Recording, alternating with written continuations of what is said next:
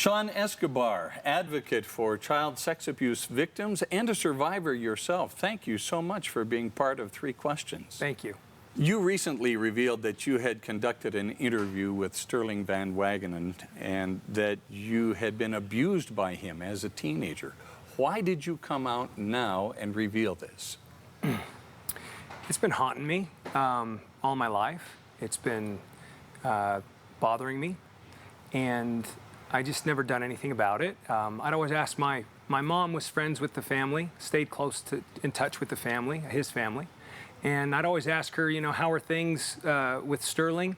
Because I'd be curious over the years. And she would say, you know, yeah, as far as I know, everything's great. And that was pretty much the extent of it. But I always wondered, do his kids know what happened to me 25 years ago? And are the grandchildren, are there preventative measures in place to make sure that, you know, the grandchildren are never alone with Sterling? I sent an email in a message in 2018, January, and I sent it to his wife, and I just basically, it was kind of a long letter because I felt the need to explain myself, but I basically said, this keeps resurfacing for me. I need to know that provisions are in place and that the children know, the adult children now, that they're aware of what happened to me. And I never got a response, and I waited about 7 months, and it just kept on bothering me. A lot of it might be related to some of the things we've seen in the news, the whole Me Too movement and everything around that. Every time a new story would surface, it would make me think about my story. And so that's when I started to contact his children one by one and inform them of what he'd done to me. What exactly did he do to you in 1993, I think it was, wasn't it? Yeah. I was at a sleepover. I was best friends with two of his youngest sons.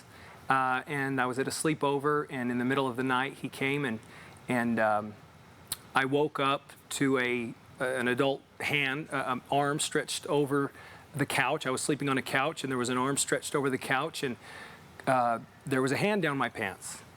And my head was kind of leaned against the armrest, so I was only looking down, and the arm was coming up over this way, and I froze. I didn't know what to do. I just saw what was happening to me. And so I began to stir, like I was going to wake up, and he retreated, and then I just sat there frozen, scared to death. I heard some some rustling over here.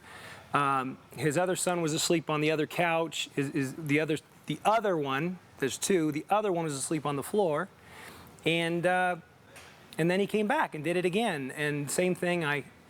I kind of turned like I was going to wake up, and he retreated. And then the third time he came and put his hand down my pants was when I jumped up and looked at him, and he was standing at the back of the room, and he had a remote controller in his hand, and he was just looking at a TV. There was a black and white movie on with no sound, and he was just staring at the TV with a remote in his hand.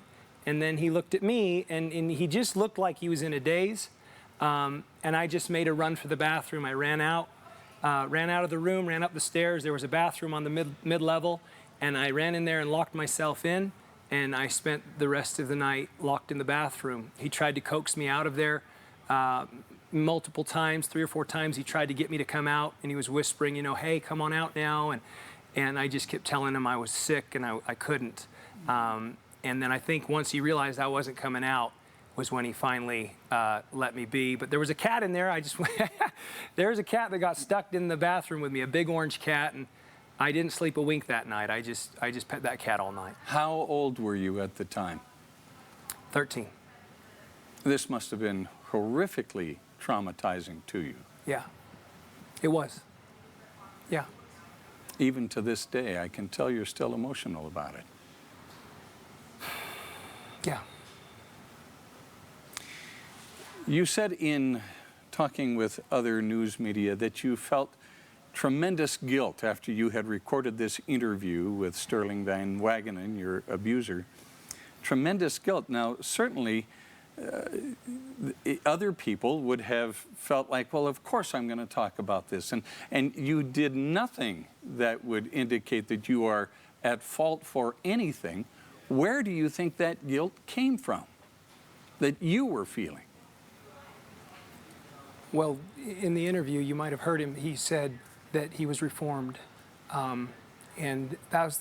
I wanted to meet with him. His children had. Sorry. It's okay. His children had asked if I would be willing to meet with him, and they thought that that would give me some closure, and that he could reassure me that he'd never done this before or after. And so I agreed to meet with him. That was hard. I didn't want to do it. I was miserable. I for 3 or 4 days prior to, I was sick. I couldn't eat. I couldn't sleep. I was weak. I was pale. And I kept telling myself, what am I doing to myself? And my wife was saying, stop. Why are you digging this up? Let it go. Just let it be. Move on. And because I got every reason to be happy. Sure. I do. But I just kept, one day led to the next, and all of a sudden the day to meet with him was there, and by that time I was numb, and I was just doing it. I was just going through the motions, and I met him. But in the interview, he said that it brought an awareness about in him. It made him aware of, like, it was kind of like, whoa, look what I'm capable of, is the way that he framed this. And so I got to tell you, he sounded so sincere. He sounded so penitent. I wanted to believe him. My wife believed him. My parents believed him. Those were the only people I shared the recording with. They all believed him, but I sat on that recording for 5 months, Bob, and then we went on vacation in January to Hawaii. And while I was on that vacation for 2 weeks, I was miserable. I just couldn't even enjoy my vacation. That's supposed to be like the highlight of the year, and all I could think about was that recording.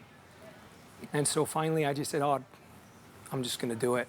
I'm just going to put it out there. And I just told myself, if there's one more victim, if there's only one, it will have all been worth it. And I'll understand why my whole life this just never stops surfacing for me, never stops nagging at me. And that's the reason I did it. Did he know that you were recording that interview? No, I didn't know Sterling. Every now and then I would Google Sterling Van Wagenen. So once the internet was around, I would be researching and trying to find, what's this guy up to? I would be looking for other victims and chat rooms and so forth.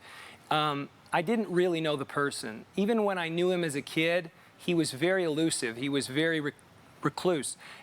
You never really talked to him. There was no grooming involved whatsoever. And so I just didn't know who he was. And the reason I recorded it was because I was worried for my safety. I was worried that threats might be made. I was curious what I might learn, and I might want to have that information on tape if something substantial was to come out. And what did you learn from this interview that you conducted with your abuser that you didn't know going in? Okay. What he owned up to was, he owned up to, I think he called it many affairs. He owned up to participating in prostitution, seeking out prostitutes. He also admitted to sex with men, homosexual, behavior. Yeah. He kind of alluded to a lot of sexual promiscuity, and he continually said that he suffered from depression and anxiety his entire life, and his way of making a connection and getting the pain to go away was through sex. It was essentially sexual things was his way of making a connection, as he called it. I also learned that he claimed he had gone to the police, which I wasn't aware of. I learned that he had said he'd been disfellowshipped for 2 years from the Church of Jesus Christ of Latter-day Saints. He served in a high council. And I also learned that his children, that he had been around his grandchildren, and he had been alone with his grandchildren, and that was disturbing for me, and that was actually very discouraging for me to learn that. In the course of the interview with him, you described some of the things that he has been involved in, and he has admitted to those things, and yet he does not claim the label of a pedophile. Yeah. How do you reconcile that, at least from the outside? I can't. I think I just think it's evasive. I just think that he basically called his behavior bisexual. But I had just turned 13. It was like on July 17th, I think, and I just turned 13 on July 10th. And yeah, it's not a natural attraction. And I personally would classify it as a pedophile attraction, but he didn't want to go there, and he didn't like that label. You've had many years, decades now, to ponder what happened to you and to experience the fallout from that.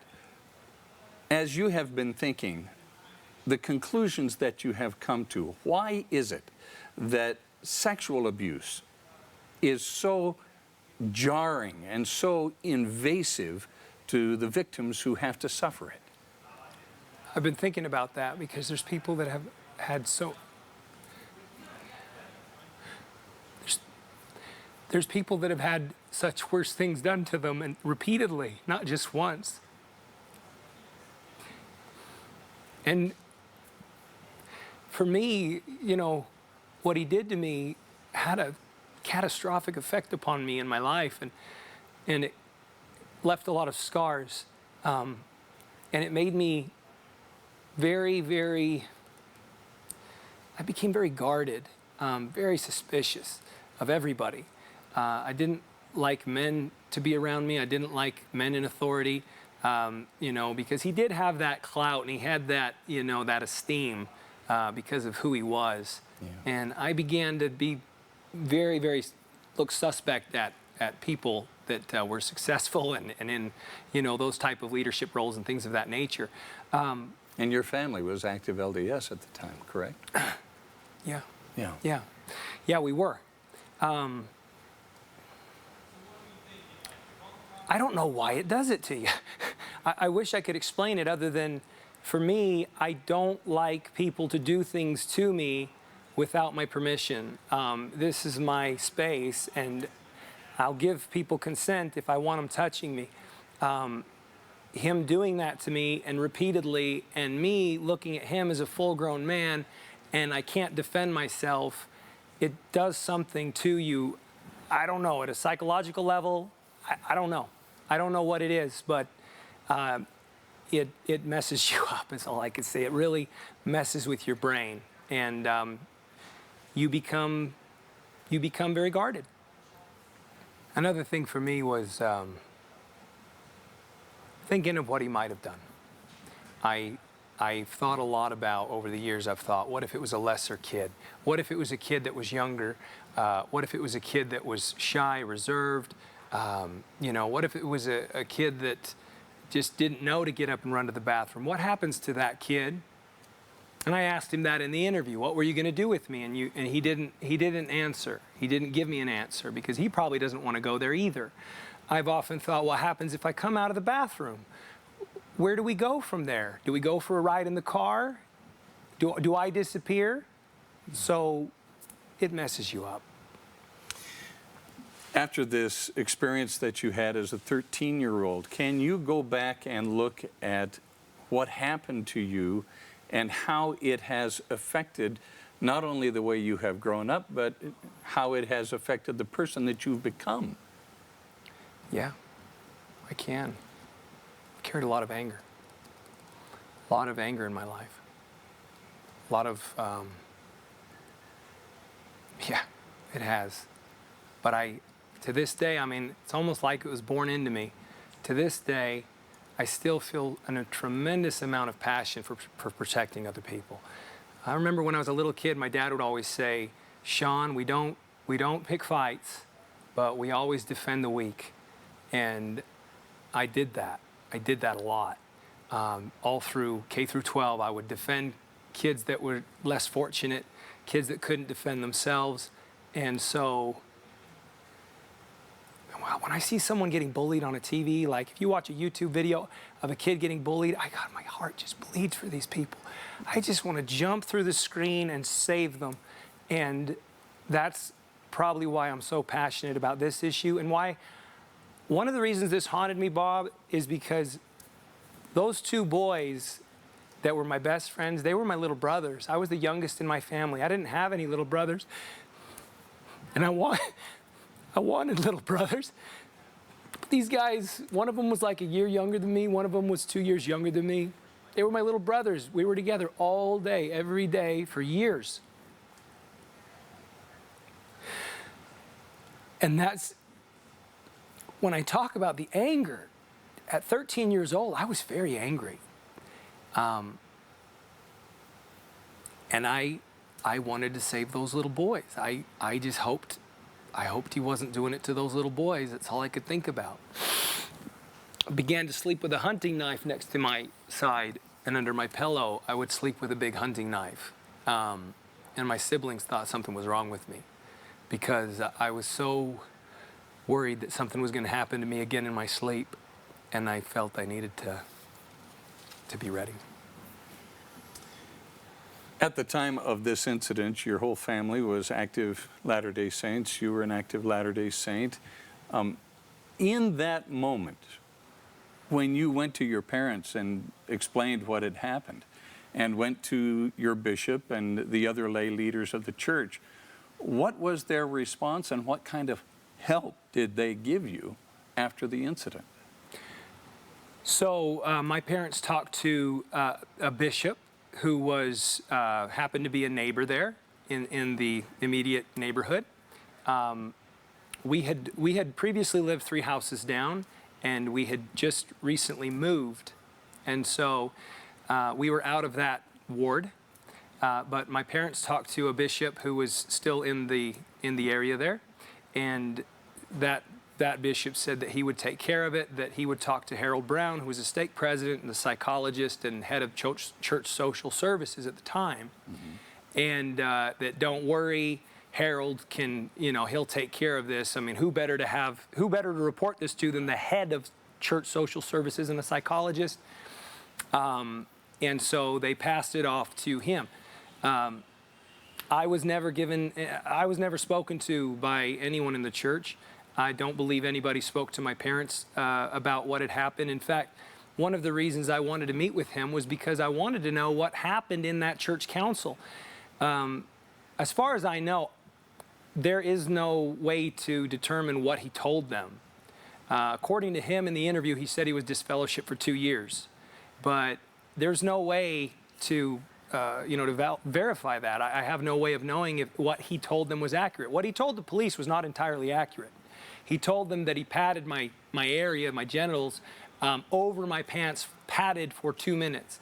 That's not true. And I told him such in the interview. Actually, no, we didn't get that graphic in the recording with him, but I did talk to him about, what he did to me, and then, because in the interview, he said that when he was doing it to me, he suddenly had this awareness, and he just stopped doing it and left. But that was not true. That negates the fact that he did it 3 times, and I ran from him and locked myself in the bathroom. You see what I'm saying? Right, yeah. So in terms of what the church did for me, come to find out the church did not offer him any sexual abuse counseling, even though he took employment with the BYU, Brigham Young University, the exact same year as the abuse. And yet he was never offered any counseling or therapy for sexual abuse of children, and neither was I. What did that do to you, seeing that this kind of a prominent Latter-day Saint, a filmmaker, and involved in all kinds of projects for and with the church, would seemingly get away with this kind of thing even after it had been brought to light? What did that do to you personally? I got wind that he had directed the temple videos. Now,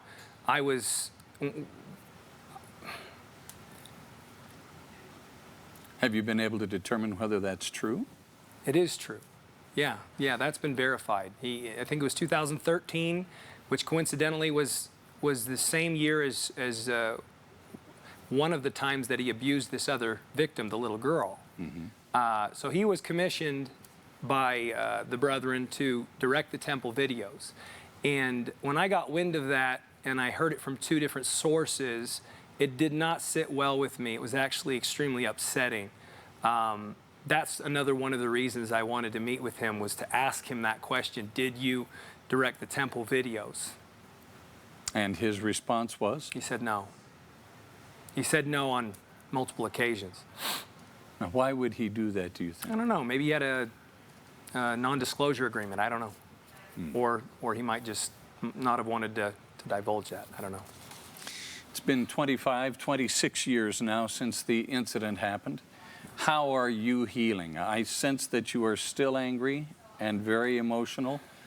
Where are you in that healing process?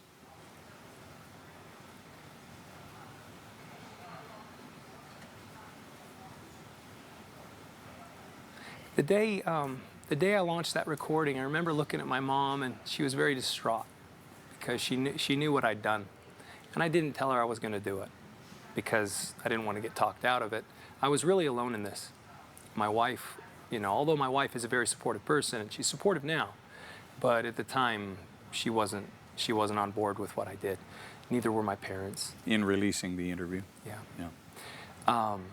My mom, I remember looking at my mom, and you're right, I was angry. And I said to my mom, she said, you need to forgive him. And I said, it's not mine to forgive. He can worry about God forgiving him. And I remember I'd never seen someone look at me like that. My mom looked at me like, wait a minute, like that's not my son. I was in a really bad place at that time. And right after I released it, I thought, oh God, what have I done? What have I done? I knew what I'd done. I knew he'd lose his job. I knew he'd be, he'd lose all that esteem. And I knew it was going to rip his family up in terms of, their relationship with him. I knew everything that I'd done, and I got to tell you, I still felt compelled to do it. And I felt so torn on the inside. And then I began to ask myself, is this revenge? What is this? Why am I doing this? And then I started to second guess myself like crazy. I started to think maybe I didn't have good intentions. Maybe there really are no other victims. And if that's the case, I've done a very bad thing. That's what I thought. And I went through, I think it was 3 or 4 weeks of pure hell. I developed an ulcer. I got so sick. I was sick all day, every day. And my wife was like really concerned for me because I thought, I'm human. I have a heart. Like, I don't want to hurt people. And, next thing you know, I get a message, there is another victim. And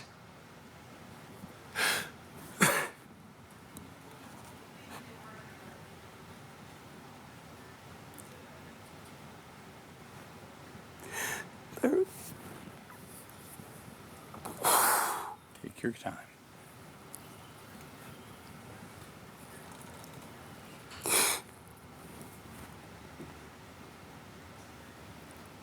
what's interesting is right before that victim came forward, I actually had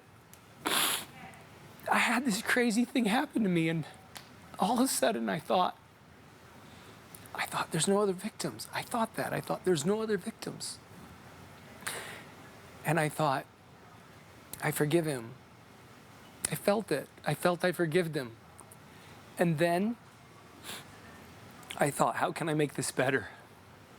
And I began to devise a plan, and I was going to do everything in my power to get on some nationally, syndicated talk show platform, big platform. I was just gonna go overtime, just find some big platform. And my thought was, this man is disgraced, and I'm going to offer him redemption. And I'm gonna go on this talk show. And I even told one of his kids this. I said, I have a plan. Tell your dad to hang on, hang in there. I have a plan.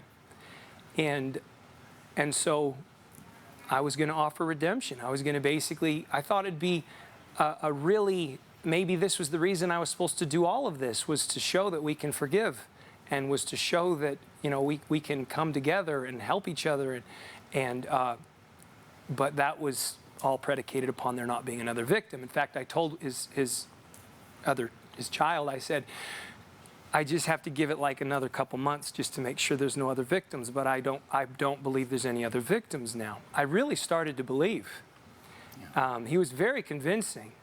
And then all of a sudden, when that other victim came forward, I was in Harmon's, I was right by the drink section, and I got a text, and I read it, and it said, Sean, you were right. You were right. And it said, thank you, thank you. And I just thought, what is going on? I just remember thinking, like, there's a God. There's a God, and it all made sense why I felt so compelled to do what I did. In spite of all my better judgment, I felt I had to do it, and all by myself. And then I called my mom, and I said, Mom, there's another victim. And we cried. And then she said, I can see now that God is with you. Which you don't know how meaningful that was for me, because I left the Mormon church. Based on what had happened to you?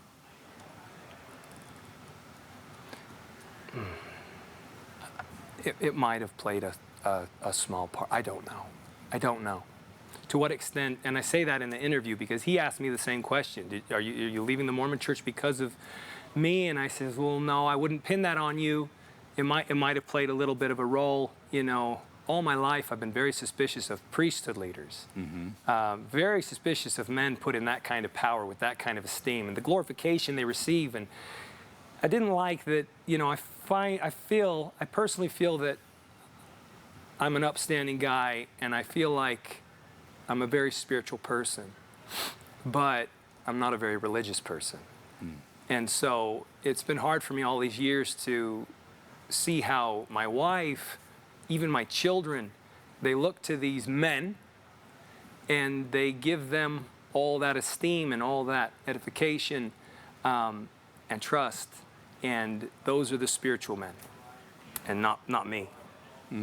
So that must be hard for you to have had the experiences that you've had, make the decision to leave the religion. And am I to understand your wife and your children are still active? No. They're not. No, we all left. They went you with. In fact, we're at the year mark now. We left it was April of last year, and then we resigned in June. So, yeah, it's been that coupled with this this whole sexual abuse thing that we've been going through. You know, it's been quite the year. Recently, Sterling Van Wagenen pleaded guilty to abusing the young girl that we have read about and that you alluded to earlier. After hearing Sterling Van Wagenen plead guilty to abusing a young girl and reflecting on the fact that your case never had any charges brought, how does that make you feel? Nothing. I don't even feel great about him getting charged in her case. The charge, I want predators put away because they're a threat to society and they're hurting little kids. That's a given. I'm not celebrating anything about, you know, his conviction or his sentencing. I'm not throwing a party. It's just not it's not my thing. I got to tell you this, and I need to get this out. There's been quite a few people that have said that I've saved this little girl. There's been quite a few people that have said to me that I saved a little girl. And why is that? Because she came forward after hearing my story and reading the transcript of my recording. That's when she came forward. But I'm so grateful for that little girl. I got to tell you. She probably at this age could never comprehend what she's done for me.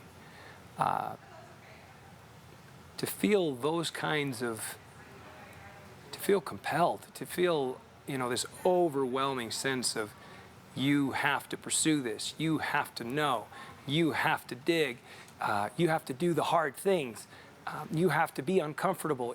It's not easy, but when she came forward, I got to tell you, it's like all of a sudden I felt this burden lifted from me and my heart opened up, and all of a sudden it was like it all made sense. But she's the real hero. I want to make that clear. This little girl, her coming forward, she's the real hero, and I thank her for that. She's got a very special place in my heart. How does someone in your situation who has been victimized in a child sex abuse situation, how do you take something like that, which is so inherently negative, and turn it into a positive? Boy, that's a great question. Well, I think things like this, one example, I've been getting a lot of messages from people that say that I'm making a difference because men don't generally feel safe coming forward about sexual abuse. Now, one out of every 5 boys in Utah is sexually abused. And that's been verified. That's a study. And so, but the majority of the time, the boys and the men, they don't come forward. And that's because they're humiliated to do so. They feel like that's not, you're a man your whole life, toughen up, Yeah. Don't cry about it. And so it's not masculine to come forward and say, somebody hurt me. Somebody hurt me, and I don't appreciate it. And so there's that. Hopefully inspire, men and boys that they should come forward and that they have to come forward.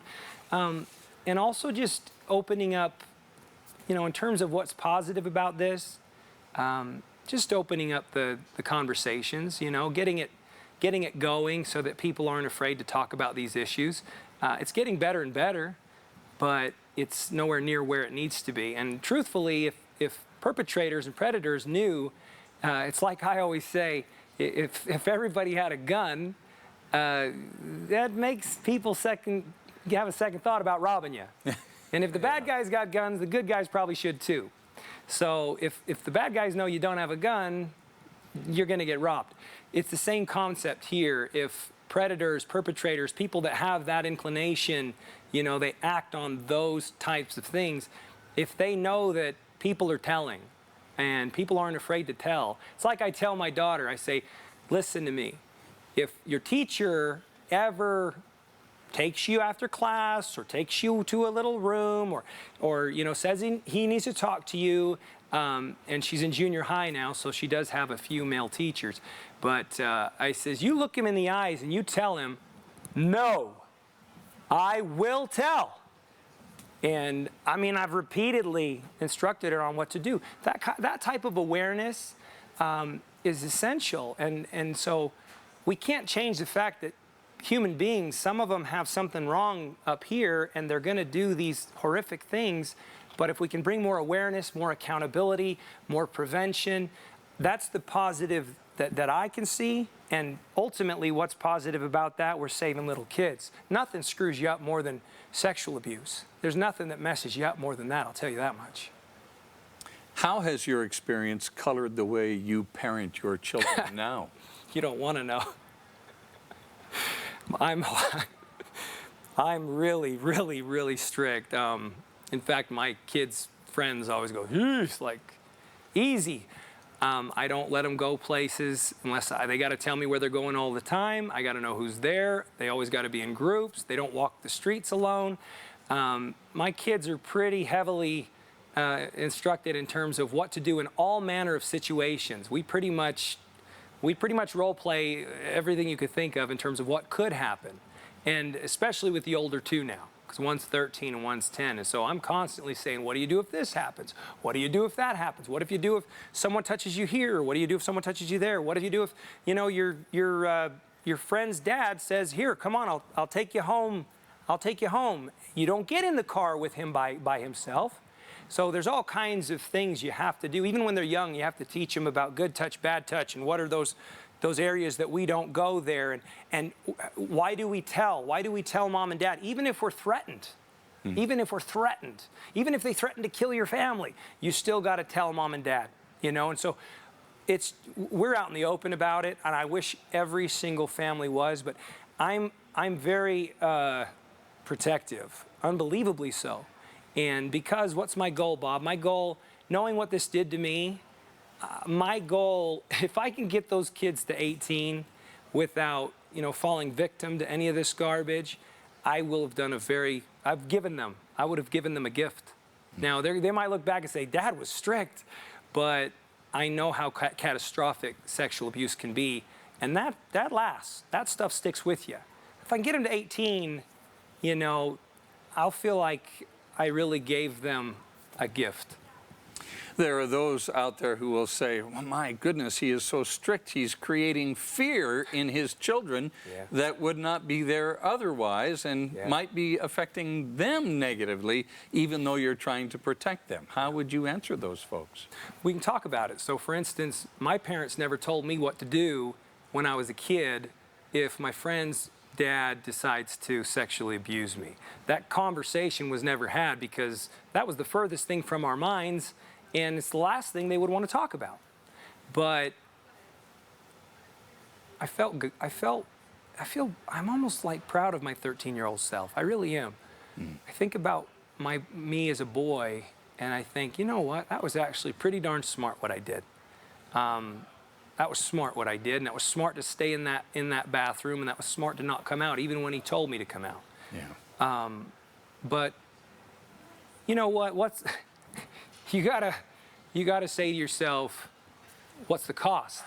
Okay? What's the cost? Now, I still let my kids do all kinds of things. It's just we have certain parameters in place. There's certain non-negotiables. My kids get to go places. They get to go to friends' houses.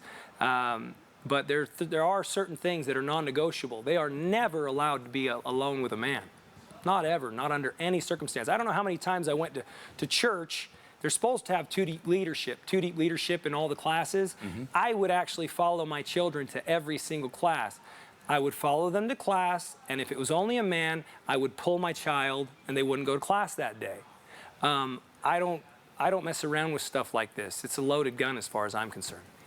After the decades of study that you have done and deep thought and pondering, where do child abusers come from? How do they become child sex abusers? Some people say it's because they were abused, but wouldn't that indicate that I should be a sex abuser? Like, at what point do we? I don't know. I mean, it might depend on the severity of the abuse and the age. Those are things I can't really define. But where do they come from? I have not the slightest clue. The only thing I used to say it was Satan, but the only thing I can think of now is mental illness. It's got to be something's not quite right up there because I can't. It's the one thing that I absolutely have no tolerance for, and I actually can't believe it happens. I can't believe someone would want to hurt a child. I wish I could answer your question. I don't know. Does pornography play a part? Sterling Van Wagenen admitted to viewing pornography. I think all men view pornography. So I don't think it's that. I think all men in the church view pornography. I think they all lie about it. That's my opinion.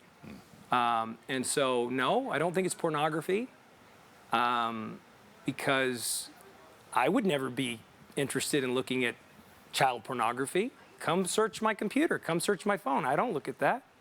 That doesn't interest me. Like, I don't look at a child, and I'm not turned on by a child. So, I don't know. It sounds insensitive, but maybe something's not clicking right up there. That's the only thing that I could say. But if we determine, in my particular case, if we determine that someone is, they've got that, we'll call it a burden or a cross to bear. If they've got that, then they had better have accountability in place. And I know some good situations. I mean, we're not going to be able to avoid all child sexual abuse. It's going to happen. But like, I know a few stories that are close to home, people I know where guy did it, got caught, did his time, got rehabilitated, and the family stood by him. And because of all the therapy and all the vigorous, the accountability that was in place and rehabilitation, I know people that have been able to right that wrong and get that under control. Now, believe it or not, they admit that they will always have that attraction. They don't know where that comes from. I've talked to people that say, I can't tell you why I have that attraction. And I'm ashamed of it. But it's there and it's not gone away, and I don't know if it'll ever go away. I think that's the better approach to take, is to just acknowledge that it's here, guys. It ain't going anywhere, and we had better just have preventative measures in place to ensure we protect these kids. As you mentioned, and as we wrap up, in my final question to you, there are perpetrators who are on the path to becoming child sex abusers, potential perpetrators on the path to becoming child sex abusers. If you could say something to them right now that would dissuade them from becoming a child sex abuser, what would you say to them? I would say that I know they have a heart. I would say that I know they have a soul. I know some of them. I know child sex abusers. They're good people. They are. I might have one propensity, one weakness. That's theirs. It sucks. But I would say, ask for help. Just, you know what I mean? Like, if you've got that, if that's in you, we're only as sick as our secrets. So get that out to someone you trust and actually ask them to hold you accountable. Ask them to be there for you. It doesn't really matter what the addiction might be. The secrets are what kill us. And once I know these people are good people. I actually believe they're good people. Now, there's some that are just rotten and would tell you that they're rotten and I want to hurt people. There's some of those, but by and large, good people make this mistake. And if they would just be forthright, nobody wants to admit that, but man, there's power in that. There's power in admitting you look at pornography. Most men won't do that, especially not men in the church. But once you do it, then you can decide as an adult why that is and what to do about it. But you keep that a secret. You keep this stuff secret, it'll mess you up. Any secrets mess us up. Human beings, for whatever reason, we need each other, and we need to be open and honest with each other if we want to grow. My wife and I have grown more in the last year than I have add up the previous 20. And we've grown more in the last year than we ever have in our entire lives combined, because we divulged to each other our secrets. Well, I would challenge all those men or women. I would challenge you, if I'm speaking to those people, I say, you're a good person. I know you're a good person, and you can change, but I don't know that that's going to go away. I don't know that it can be taken away. But you don't want to hurt people, and you don't want to hurt kids. If you only knew what it did to them. If you only knew what it did to them. If someone sat them down and said, you realize if you do this, this child, their innocence is gone. Their trust is gone. They're forever scarred. It's going to have a lasting, a lifelong effect, and it might get them into heroin. It might get them into this. It might get them into that. I don't think they would do it if they really considered, but they get into that place, and all of a sudden, it's too late. The decision is made without even knowing they've made it, and they act. Why not, before it even happens, come forward with that. Come forward. Tell people that you trust, that can help you. This is what's happening inside of me. You're not proud of it. I guarantee you that. Yeah. Well, Sean Escobar, advocate for child sex abuse victims and a survivor of child sex abuse yourself. Thank you so much for being part of 3 Questions. Appreciate it. Thanks. Okay.